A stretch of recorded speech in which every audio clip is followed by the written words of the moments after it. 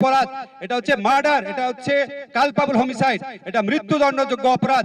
অবশ্যই এই অপরাধের বিচার করতে হবে এবং এই অপরাধে সরকারের যেসব মন্ত্রী, আওয়ামী লীগের যেসব নেতা প্রকাশ্যে ছাত্রলীগকে এই আন্দোলন দমন করার নির্দেশ দিয়েছেন, তারা এই অপরাধের অ্যাবেটার, এই অপরাধের সহায়তাকারী হিসেবে তাদেরকে বিচার করতে হবে।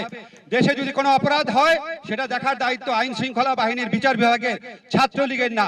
শেষ কথা আমি বলছি, আজকে যে বিশ্ববিদ্যালয় বন্ধের ঘোষণা দেওয়া হলো, এটা কার স্বার্থে দেওয়া হলো? এটা কি আমাদের সাধারণ ছাত্রদের স্বার্থে? তাদের কি স্বার্থটা বিবেচনা করা হয়েছে? তাদের কণ্ঠ বিবেচনা করা হয়েছে কিনা? আজকে আমরা শুনেছি 6টার সময় হল ভ্যাকেট করার সিদ্ধান্ত এসেছে। আমরা স্পষ্ট ভাষায় বলতে চাই, হল ছাত্ররা ভ্যাকেট করুক আর না করুক, এটা তাদের সিদ্ধান্ত। হলে বা অন্য কোথাও তাদের উপর আর কোনো নির্যাতন আমরা সহ্য করব না। বারবার এইটাই হয়, কোনো কিছু চাওয়া যাবে না, কোনো কিছু আবদার করা যাবে না, কিচ্ছু করা যাবে না, সবকিছু আবার চলে